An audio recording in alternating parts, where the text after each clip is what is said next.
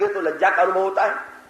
इंद्र ने जरा सा लौट करके देखा कि देखें प्रहलाद इस दृश्य को देख करके कितने लज्जित या कितने दुखी हो रहे हैं कि मेरा पौत्र और मेरे भगवान के द्वारा, ये प्रहलाद के तो भगवान है, और मेरा पौत्र जो है भगवान के द्वारा बांध लिया गया।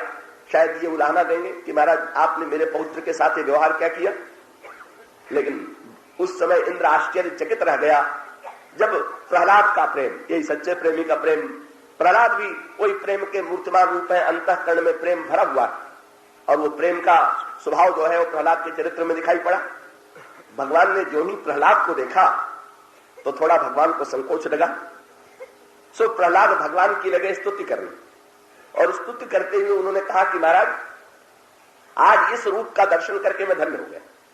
आपने मेरे ऊपर भी कृपा किया था और आप बलि पर भी कृपा करने के लिए आए हुए हैं, लेकिन आपने बलि पर जितनी कृपा की वैसी कृपा मुझ पर भी नहीं की। क्यों? भगवान प्रहलाद जी ने कहा महाराज अंतर है ना, जब आप आए तो मैं रस्सी से बंधा हुआ था और आपने हिरण्यकश्यप का वध करके मुझे छुड़ा दिया। तो छोड़ते तो आपको बहुत बार देखा था, पर बांधते तो पहली बार देख रहा हूं। कहा आपने तो मुझे छुड़ाया था और यहां बांध लिया। महाराज छूटने में तो नाता छूट जाने का डर है, पर बांधने के बाद तो नाता बने ही रहने की संभावना है। इसलिए ये दृश्य भला कहां देखने को मिलता।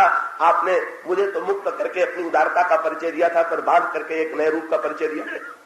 और तब दूसरा अंतर यह है कि जब आप मेरे सामने प्रकट हुए तो आप न जाने कितनी बार कहते रहे कि प्रहलाद मांगो मांगो। तो आपको उदार दाता के रूप में तो बहुत देखा था, पर दान मांगने वाले के रूप में तो पहली बार देखा कि ये दृश्य भी भला कहां देखने को मिलता। आपकी रस्सी में जो बन गया और आप जिसके यहां मांगने वाले बन करके आ गए, उसी समय अनोखा दृश्य आ गया। का इधर प्रहलाद का भगवान का दर्शन करने से भी जो सद्बुद्धि बलि में नहीं आई थी, का प्रहलाद का दर्शन करते ही वो सद्बुद्धि आ गई। क्या बलि में पहले तो कहा था कि महाराज सब तो आपने नाप लिया, पर भक्त प्रहलाद का दर्शन होते ही तुरंत बलि के मुंह से एक वाक्य निकला, बोले महाराज नहीं आपने सब तो नाप लिया, पर एक चीज तो बची हुई है, अब ना हो तो उसी को ले लीजिए। क्या? बलि ने कहा महाराज अब तो मैं ही बचा हुआ हूं, न हो तो मुझी को नाप लीजिए। सो भगवान ने तुरंत बलि के मस्तक पर अपना चरण नापने के लिए रखा। गदगद होकर के प्रहलाद ने कहा, बोले महाराज आपके चरणों को मस्तक पर धारण करने के लिए न जाने कितने ऋषि मुनि देवता व्यग्र रहते हैं, पर आप ही अपना चरण जिसके मस्तक पर रख दें तो उसके सौभाग्य की कोई सीमा हो सकती है? ये धन्य हो गया। और इसमें परिणाम क्या हुआ? इंद्र प्रसन्न है कि मैंने पाया और बलि प्रसन्न है कि मैंने खोया।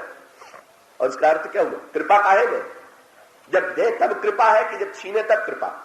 इंद्र से छीना, इंद्र का बलि से छीना और इंद्र को दिया, तो ऊपर से देखने वाले को लगा कि इंद्र पर कृपा किया, पर अंतरंग में बैठ करके देखने वाले प्रहलाद को और अंत में बलि को यह प्रतीत हुआ कि नहीं प्रभु ने छीन करके जो कृपा किया वो नहीं। क्यों? बंटवारा तो बहुत सुंदर हो गया ना। स्वर्ग तो दे दिया इंद्र को और बलि से छीन लिया, पर कैसी अनोखी बात। ऐसा बढ़िया बंटवारा कौन प्रसन्न नहीं होगा, ऐसा बढ़िया बंटवारा पा करके। किसी ने कहा ऐसा बंटवारा किस काम का, स्वर्ग का बंटवारा करने चले थे तो आधा आधा बांट देते तो न्याय होता। ये क्या हुआ?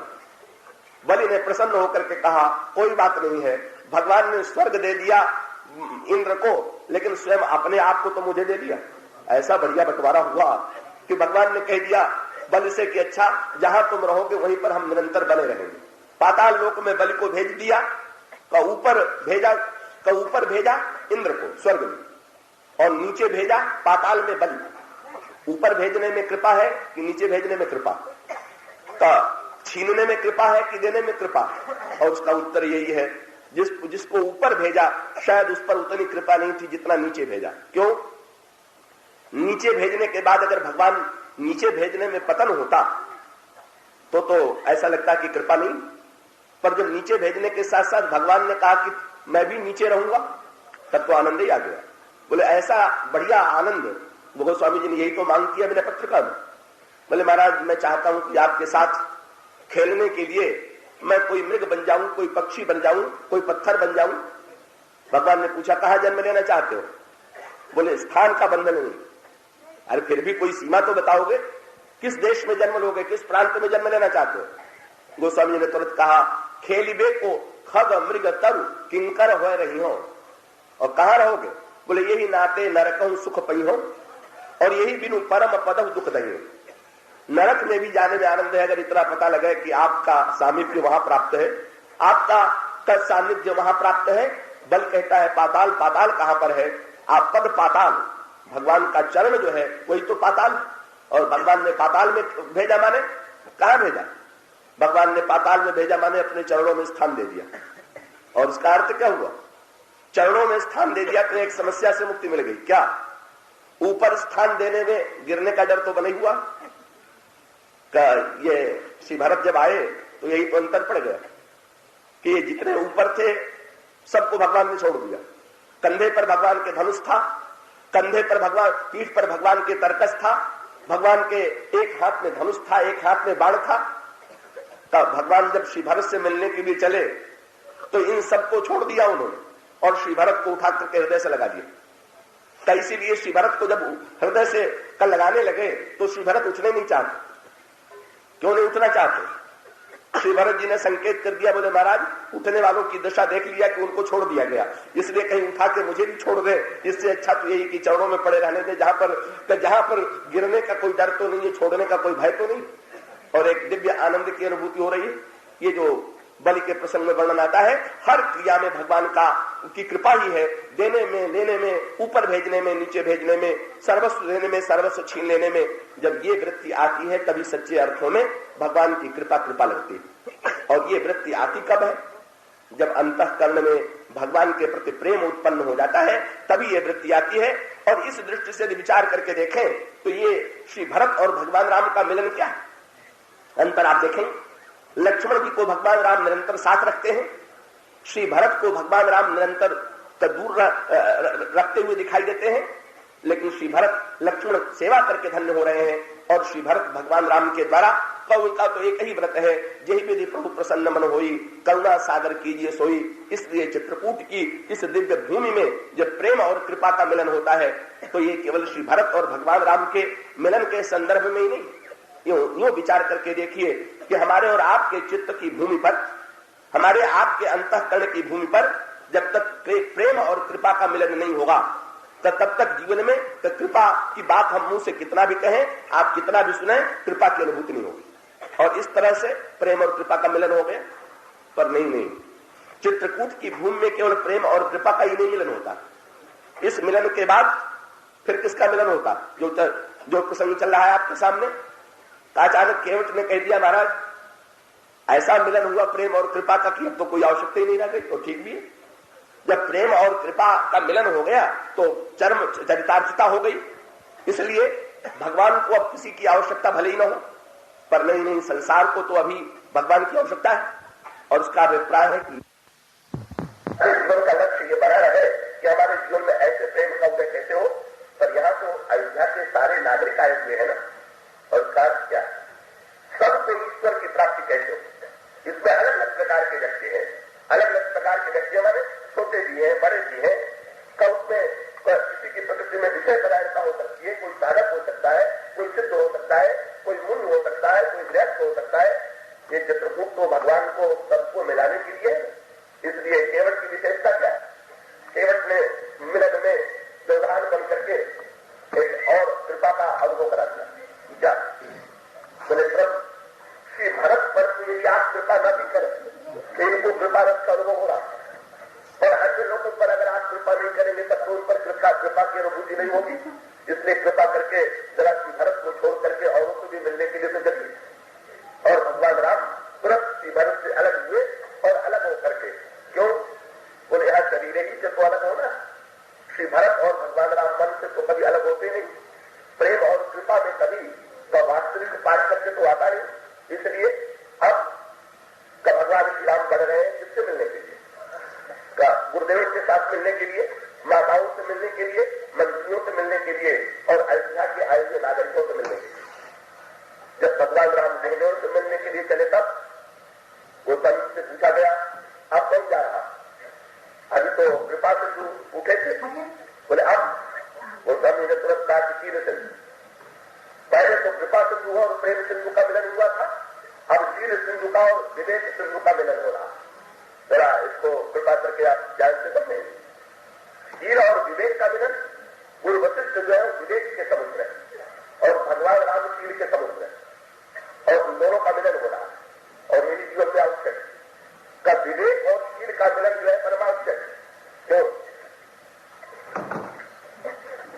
शील आता कहां से, इस पर विचार करके देखिए। भगवान राम बड़े शीलवान हैं, लेकिन शीलवान होने में भी एक समस्या है। जब कोई व्यक्ति शीलवान होता है तो चारों ओर से लोग उसकी प्रशंसा करते हैं, ये तो बड़े शीलवान, और कहीं बार बार अपने को शीलवान सुनते सुनते ये सचमुच लगने लगा कि हम तो बड़े शीलवान, तब तो अनर्थी हो गए। क्यों? तो शील का स्थान अहंकार ने ले लिया। तो अब ये शील स्थिर जीवन में बना रहे, इसके उपाय क्या है? रामायण का महामंत्र बता दो इस प्रसंग में आपको। शील आता कहां से? अगर व्यक्ति शील पाना चाहे तो शील मिले तो कहा, और तब रामायण में महामंत्र दिया गया, शील की मिल सुन बुद्ध से उपाय। बिना विवेकी और बुद्ध जनों की सेवा किए शील की प्राप्ति नहीं होती, और इसका निर्वाह किया तो कभी भगवान राम में तो शील है, तो शाश्वत शील है।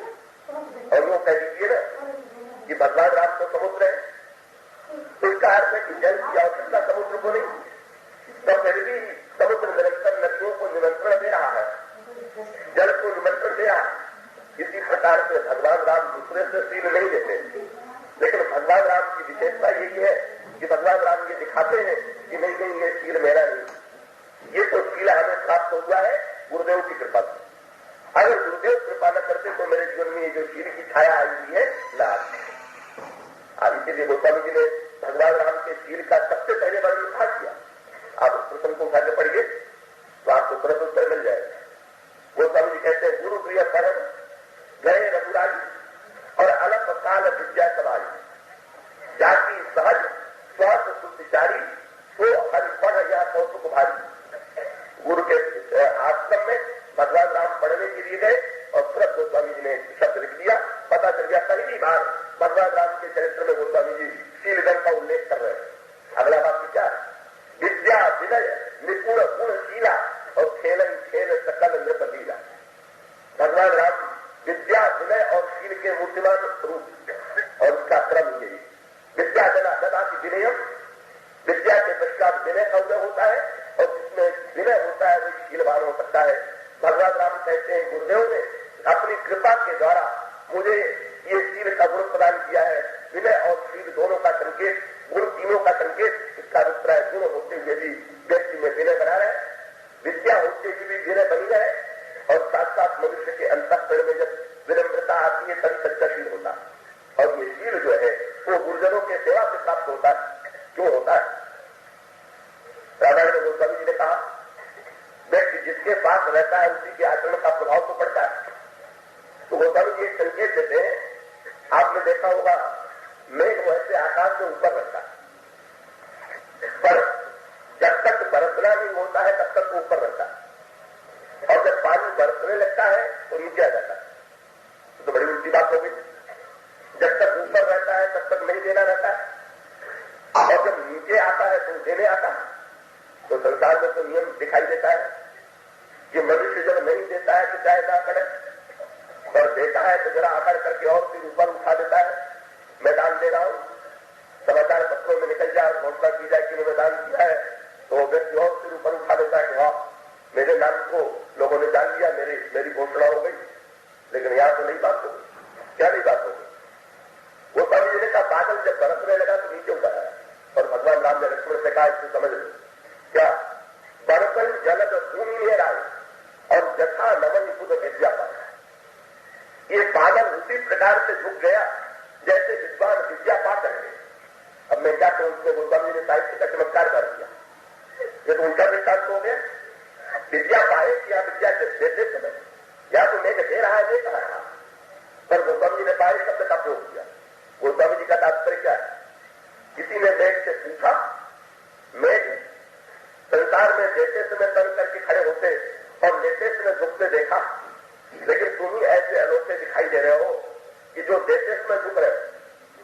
तुरंत मेघ ने कहा, ये मेरी कोई विशेषता नहीं, ये मेरा गुण नहीं। क्यों? बोले जब लोग करते हैं तो मुझे याद आ जाता है कि जल मेरा थोड़ी है, ये तो सब समुद्र से लाया हुआ जल है। और जब मुझे याद आ जाता है कि मैंने भी किसी से पाया है तो देने का गर्व कहां रह गया। यही सत्य है। इसका अर्थ क्या है? देने का गर्व तभी तक है जब तक ये याद नहीं आता है कि जो हम देते हैं वो हमारा है कि किसी और का। मेघ जो जल देता है क्या वो मेघ का है क्या? समुद्र से लेकर के आ गया तो मेघ को दो बातों का ध्यान आ जाता क्या? एक तो ये समुद्र से उधार दिया हुआ जल है और दूसरी बात याद आ जाती है कि मेरा जल तो सफीन है और समुद्र का जल असली। किसी प्रकार से सच्चा चीज मनुष्य के जीवन में तब आता है जब गुरुजन देने लगते हैं तो ये उनको स्मरण आ जाता है कि हमने भी तो किसी न किसी से पाया है, ये विद्या पाई है और पाकर के हम अगर दे रहे हैं तो वस्तुतः असीम विद्या का कुछ भाग देने तक से हमें प्राप्त हो रहा है और ये तो दूसरे का दिया हुआ भाग है। तो ये वृक्ष जैसे तो कोई बात वो समझ दोनों प्रसंगों में ये बात कहते हैं। आपने वृक्षों को भी देखा होगा, कहीं भी जब फल आता है तो नीचे झुकलाते हैं, जब फल नहीं रहता तो ऊपर रहते हैं। वो सब इनका फल धारण फल बेटा तो सब रहे नहीं आ रहा और वहां पर भी कोई पाई शब्द का प्रयोग है। पर उपकारी पुरुष जिन नवन सुसंपत्ति पार में जिस समय दान देने लगा वृक्ष झुक गया। किसी ने वृक्ष से पूछ लिया, वृक्ष तुम तो दे रहे हो फल, झुके हुए तो? अरे पृथ्वी नीचे है तुम ऊपर हो, तुम तो पृथ्वी से सटे चले जा रहे हो, नीचे की ओर जा रहे हो। वृक्ष ने कहा कि मैं देख रहा हूं कि आप लोग समझ रहे हैं कि फल मेरे ऊपर डाल में है, पर अगर ये पृथ्वी कृपा करके मुझे अपना रस न देती तो फल आपने आता कहां? इसने जिसने दिया है उसके सामने झुकना हमारा कर्तव्य है। यही शील का तत्व है और यही शील और विवेक जब समाज में मिलता है, देन लेन के चक्र में जब हमको ये बात याद आ जाती है तब जीवन में धन्यता आती है। गुरु वशिष्ठ और श्री भरत का मिलन, गुरु वशिष्ठ और भगवान राम का मिलन इसी दृष्टि से शील और विवेक का मिलन है। इसके विशेष चर्चा हम कल करेंगे। आज बोलिए क्या आप कुछ समय के लिए एकाग्र और शांति से प्रभु की दिव्य प्रेममयी भूमि में भगवान श्री राम का जो विलक्षण मिलन विविध महापुरुषों को से होता है, जो रस और प्रेम की मंदाकिनी प्रवाहित होती है, उसमें हम लोग अवगाहन करें। इस दिव्य सोम प्रेम भूमि में सर्वप्रथम भगवान श्री राम और श्री भरत का मिलन होता है, क्योंकि वस्तुतः इस लीला के केंद्र, इस भूमि के मुख्य पात्र श्री भरत ही है। और इस तरह से प्रेम और कृपा का मिलन जिसकी चर्चा कल आपके सामने की जा रही थी संपन्न हुआ। फिर भगवान श्री राम जब श्री भरत को हृदय से लगा करके पूरी तरह से प्रेम रस में सराबोर हो रहे थे, तो उसी समय निषाद ने प्रणाम किया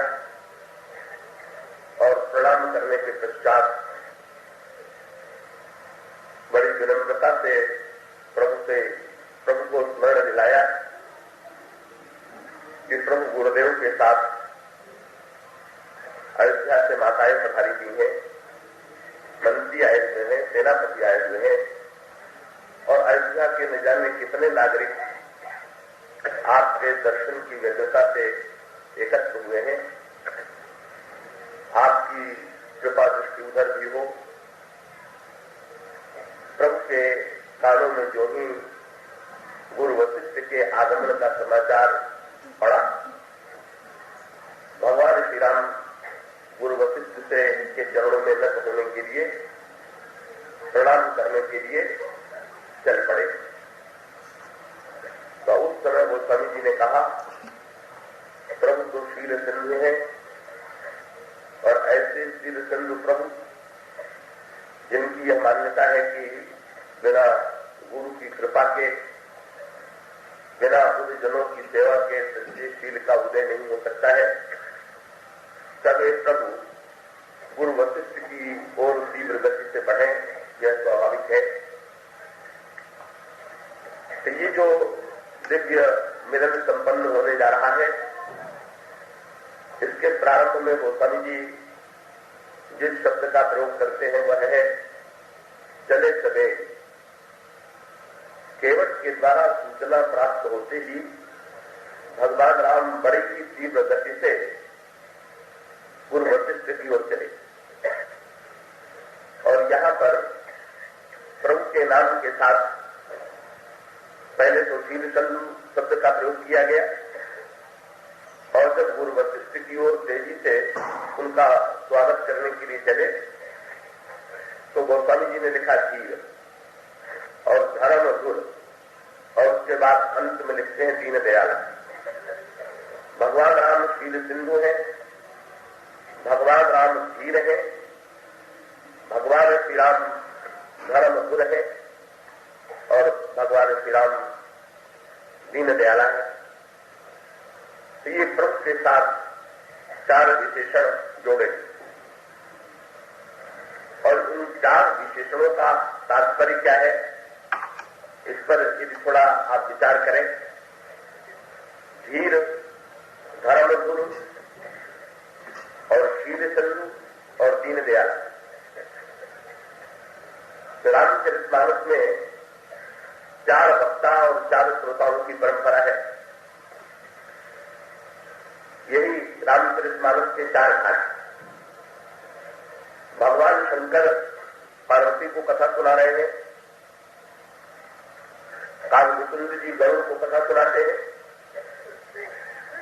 महर्षि याज्ञवल्क्य के द्वारा महामुनि भरद्वाज को कथा सुनने को मिलती है और गोस्वामी जी के द्वारा अपने मन को निमित्त बना करके हम सभी लोगों को भगवान की कथा प्राप्त होती है।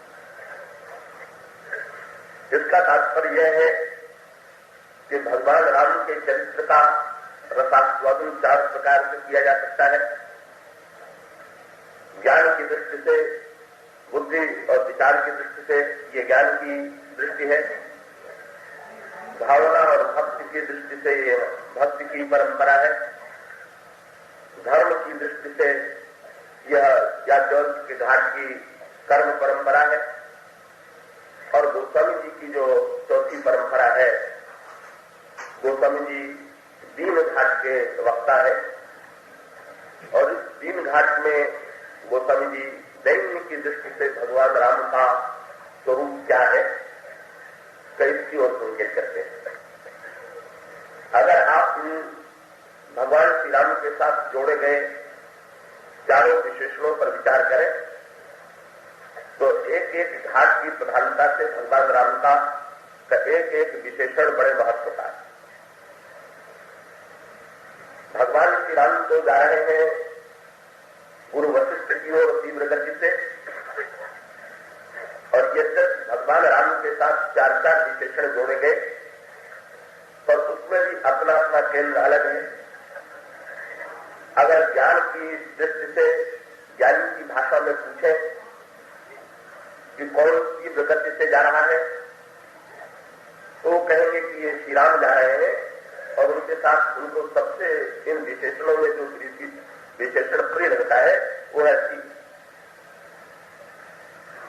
अगर भक्त से पूछा जाए कि जो गुरुदेव की ओर तीव्र गति से बढ़ रहे हैं उन प्रभु की सबसे बड़ी विशेषता क्या है तो वे कहेंगे शीलचंद। और अगर धर्म घाट की दृष्टि से विचार किया जाए तो ये धर्म धुरंधर धीर धर्मधुर जो है वो धर्म की दृष्टि से। पर अगर गोस्वामी जी की दृष्टि से पूछा जाए ये कौन जा रहे हैं तो गोस्वामी जी तुरंत कहते हैं कि रे तो दीन दयाला। दीन घाट में दीन दयाला के रूप में देखा। धर्म के आचार्यों ने उनको धर्म की धुरा धारण करने वाले के रूप में देखा। ज्ञानियों ने उन्हें धीर के रूप में देखा और भक्तों ने उन्हें शील सिंधु के रूप में देखा। और इसका मुख्य तात्पर्य यह है कि भगवान श्री राम पूर्ण है और उन्हें अनगिनत दृष्टियों से देखा जा सकता है। कि जिस व्यक्ति के पास जैसी दृष्टि हो उस दृष्टि के माध्यम से भगवान श्री राम के स्वरूप का साक्षात्कार कर सकता है और उसके लिए भगवान श्री राम का उसी गुण की अभिव्यक्ति करते हैं। जो भावना, इसी को रामचरितमानस की पंक्ति में कहा गया है, जो यही भाई रहा अभिलाषी और तेज के प्रसिद्ध से रुचि राखी। और जिस दृष्टि से यदि विचार करें तो भगवान श्री राम की इस यात्रा में जो क्रम है, भगवान श्री राम की इस यात्रा में जो सांकेतिक तत्व है, उस पर हम आपकी दृष्टि आकृष्ट करना चाहेंगे। भगवान श्री राम जा रहे हैं, तीव्र गति से चल रहे हैं, लेकिन भगवान श्री राम की ये जो तीव्र गति है, तो उसे केवल इतना ही नहीं देखें, इतने ही रूप में पढ़ करके संतोष न करने कि भगवान श्री राम तीव्र गति से गुरुदेव की ओर जा रहे हैं। अपितु मानो यह प्रश्न यदि हमारे सामने आवे कि भगवान कैसे हमारी ओर तीव्र गति से बढ़े, इसका अर्थ है कि गुरुदेव की ओर तो तीव्र गति से प्रभु चले, लेकिन अगर गुरु वशिष्ठ को भगवान श्री राम की प्राप्ति हो जाए तो उतने मात्र से हमारे और आपके जीवन में तो धन्यता नहीं आ जाएगी। तो धन्यता तो तब होगी कि जैसे मंदाकिनी के तट पर गुरु वशिष्ठ प्रतीक्षा कर रहे थे और भगवान श्री राम सूचना मिलते ही उनकी ओर तीव्र गति से चल पड़े, का उसी प्रकार से का भगवान श्री राम को पहले तो कोई सूचना पहुंचाने वाला चाहिए, ईश्वर तक संदेश पहुंचाने वाला चाहिए, और संदेश पहुंचाने के बाद फिर भगवान राम के आगमन और मिलन की उनकी उपलब्धि का क्या रूप है कि इस तरह से साधना का सारा तत्व जो है इस प्रसंग में आप पा सकते हैं। और यही नहीं, इसको अगर आप प्रारंभ से देखें कि ईश्वर को बुलाने का क्या उपाय है, ईश्वर निकट कब आता है, तो इसका गणेश क्योंकि गोस्वामी जी भगवान राम की लीलाओं को केवल एक भौतिक लीला के रूप में ही नहीं देखते हैं, भौतिक क्रियाकलाप के रूप में ही नहीं देखते हैं। गोस्वामी जी तो कहते हैं बैरू राम बड़ाई करेंगे, बोलन चलन विनय मन हरे। भगवान राम का बोलना, भगवान राम का चलना, भगवान राम का विनय, कब उस सब का सब जीव के परम कल्याण के लिए और उसके मन को अपहृत करने के लिए है कि इस दृष्टि से कमानो इन प्रसंगों के माध्यम से हम भगवान श्री राम के चलने के जो विविध क्रम है, भगवान श्री राम के चलने में अनेक रूपों का उल्लेख आता और इसका सबसे पहले श्री गणेश कहाँ से किया गया, बालकांड में। और वहां अति बड़ा तात्विक संकेत का एक प्रसंग ऐसा आता है कि जहां भगवान को बुलाया जा रहा है और भगवान नहीं आ रहे हैं। अब ये जो बुलाने पर भी नहीं आ रहे हैं, ये मानो एक बहुत बड़ा संकेत। और ये मानो हम लोगों के लिए का हम लोग भी तो कभी कभी ईश्वर को बुलाते पुकारते, पर ईश्वर आता हुआ नहीं दिखाई देता। और यदि बुलाने पर भी यदि ईश्वर न आवे तो इसका क्या कारण है? जो शुद्ध भौतिकवादी होगा वह तो ईश्वर की सत्ता को यह स्वीकार कर देगा, वो तो समझेगा कि अगर ईश्वर होता तो आता, उसके मन में तो संशय है, उसके मन में तो धारणा है कि ईश्वर है ही नहीं। पर जिन लोगों के अंतःकरण में ईश्वर के होने की आस्था है, विश्वास है, अगर उनके बुलाने पर भी ईश्वर नहीं आता तो आप किसी को पुकारते हैं संसार में भी, तो आपकी पुकार पर चला आता। किसी ने कबीरदास जी से पूछ लिया कि किसी को बुलाने पर भी ना आवे तो यही हो सकता है, या तो वो व्यक्ति इतने दूर हो कि वहां तक हमारा स्वर पहुंचता ही हो, और क्या वो व्यक्ति पास होने पर भी कान का इतना बहिरा हो कि निकट से पुकारने पर भी उसे नहीं सुनाई देता। तो ईश्वर को बुलाने के लिए किस प्रकार के स्वर का प्रयोग करना चाहिए, कितने ऊंचे स्वर में ईश्वर को बुलाना चाहिए कि जिससे वो हमारे बुलाने पर आ जाए। और तब कबीरदास जी ने उनके कान की सूक्ष्मता की ओर संकेत करते हुए कहा कह रहे उनके कान तो इतने तीव्र, इतने अनोखे हैं, उनके कानों में तो स्वर इतनी शीघ्रता से पहुंचता है तो दूरी का तो प्रश्न नहीं, क्योंकि जब भी कहा जाता है तब यही कहा जाता है कि वे तो सर्वव्यापक है, और यदि सर्वव्यापक है तो फिर दूरी कहा, तो दूर होने से ईश्वर न सुन पाता हो तो ये तो है ही। और बात होने पर कान में अगर सुनने की क्षमता न हो तो नहीं सुन पाता। तो सुनने की क्षमता कितनी है? तो वे कहते हैं कि चींटी के पग नूपुर बाजे वह भी साहब सुनता। उसके कान तो इतने लक्षण है कि अगर नन्ही सी चींटी के पैर में नूपुर बांध दिया जाए और वो नन्ही सी चींटी चलने लगे, अब ये तो विचित्र सी कल्पना की गई। एक तो चींटी इतनी नन्ही होती है कि वहां नूपुर बांधने का स्थान था, चींटी नन्ही, और उसके पैर कितने नन्हे होंगे इसकी कल्पना कीजिए। और उसके पैर में बांधने के लिए जो नूपुर बनवाया जाएगा वो कितना बड़ा होगा, और उस नन्हे से पैर में जो अत्यंत सूक्ष्म नूपुर बांधा जाएगा उसमें कोई ध्वनिता होगी, उसमें आवाज कितनी होगी। लेकिन मुझे कहते हैं कि नहीं, तो भी साफ सुनता है। उसके कान इतने तीव्र है कि इसको सुनाई दे जाता है। और तपराध चाहिए, अगर ऐसे विलक्षण कान है और हम लोग इतने उच्च स्वर में बुलाते हैं, पुकारते हैं, पर बुलाने और पुकारने पर भी उधर से प्रत्युत्तर प्राप्त नहीं होता है, क्या कारण है? तो अपनी विविध लीलाओं के माध्यम से प्रभु बता देते हैं कि बुलाने से, बुलाना केवल शब्द का उच्चारण करना ही यथेष्ट नहीं है।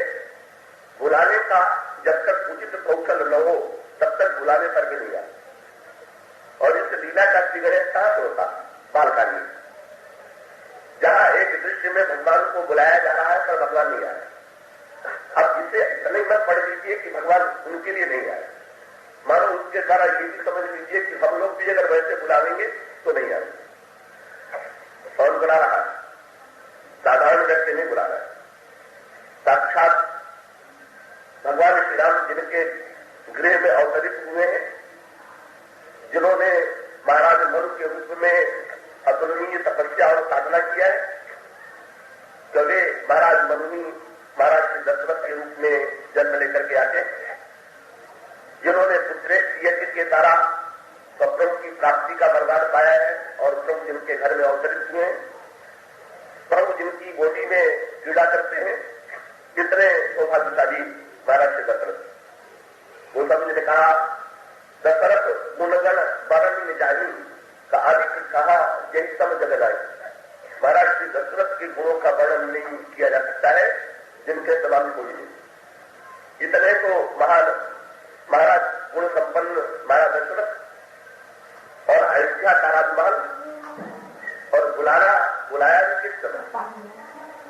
10 स्वर्ण थाल में नाना प्रकार के 56 प्रकार के व्यंजन उनके सामने रखे हुए हैं। और ऐसे अवसर पर महाराज श्री दशरथ श्री राम को बुलाने का आह्वान सब बुलाते हैं, कब उन्हें निमंत्रित करते हैं, तो बड़ी अनोखी बात होगी।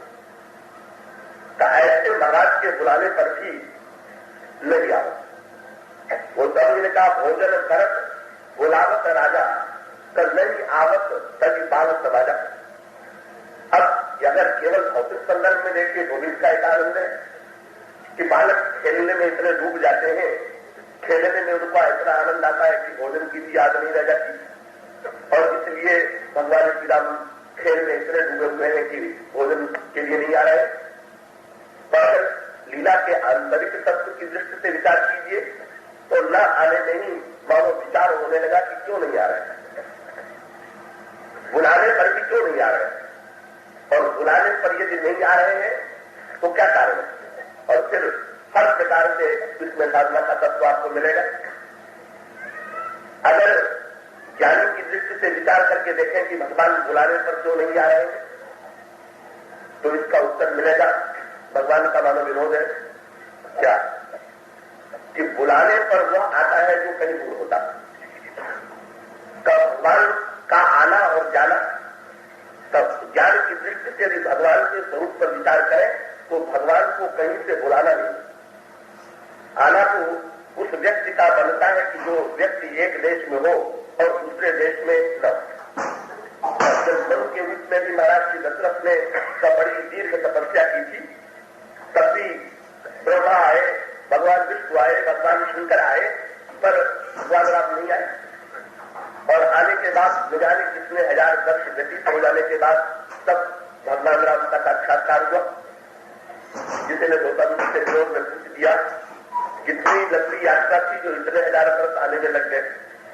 किसी को आप निमंत्रण दें और बहुत दूर रहता हो तो जितनी दूरी होगी और जैसा उसके पास आने वाला वाहन होगा का उतना समय आपके पास पहुंचने में लगेगा।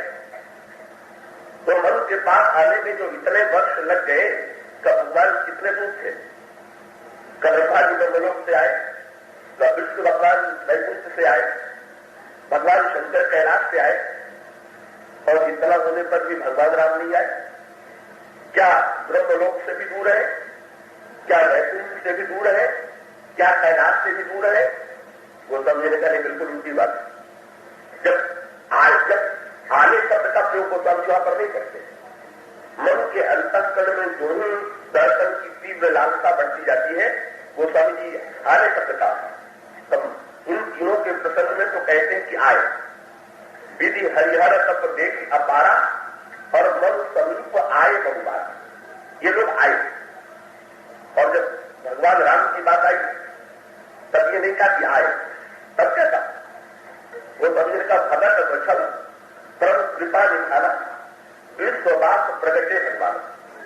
अरे वो तो विश्ववास है, कभी अगर दूर होते तो चल करके आते, कैसे वे आए नहीं, केवल प्रकट हुए। और इतने मात्र से गोस्वामी जी ने बड़ी सार्थक बात कह दिया।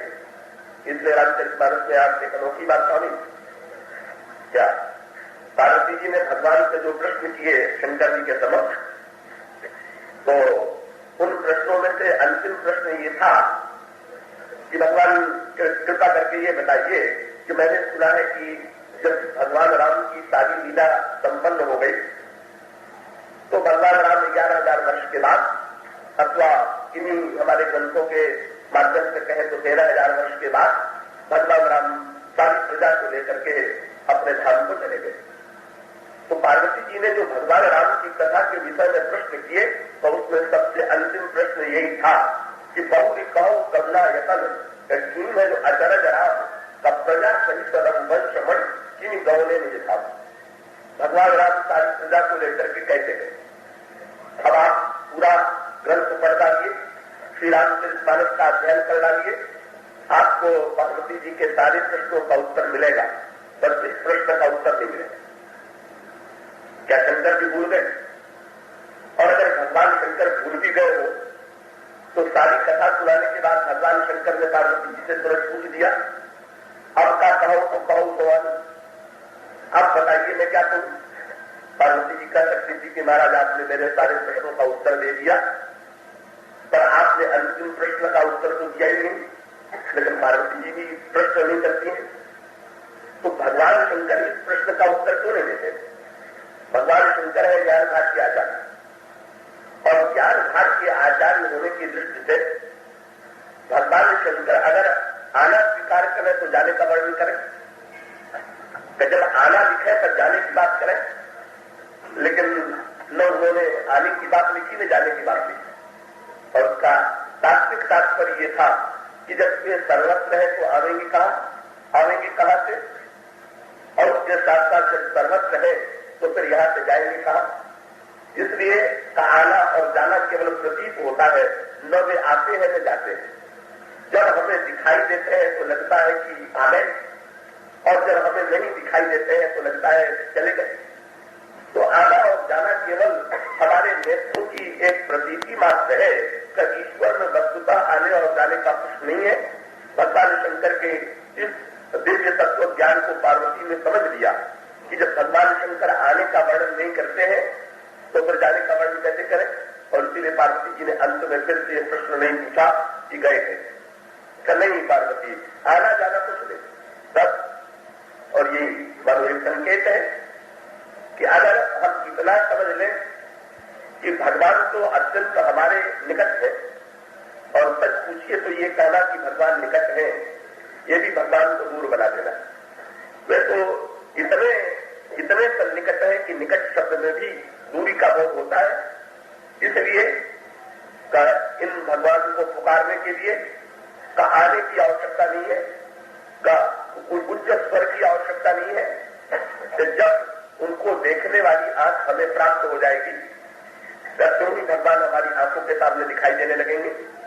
और जब तक वह आंख हमें और आपको प्राप्त नहीं होती है तब तक वो भगवान कितने भी निकट क्यों न रहे का दिखाई नहीं देगी। इसलिए भगवान गौतम जी जब रामचरितमानस के प्रारंभ में भगवान शंकर और पार्वती की वंदना करते हैं तो उन्होंने दोहरा दिया, और इसी बात को दोहराया जो जिसका संकेत अभी आपके सामने मैं कर रहा। उन्होंने कहा भगवान शंकर और पार्वती की मैं वंदना करता हूं। किसी ने कहा महाराज भगवान शंकर पार्वती क्यों, सीधे भगवान राम सीता क्यों नहीं? गौतम जी ने तुरंत कहा कि इसलिए आवश्यक है कि कोई अत्यंत निकट हो पर हमारे पास देखने की दृष्टि ही न हो, तो हमें दिखाई कैसे देगा?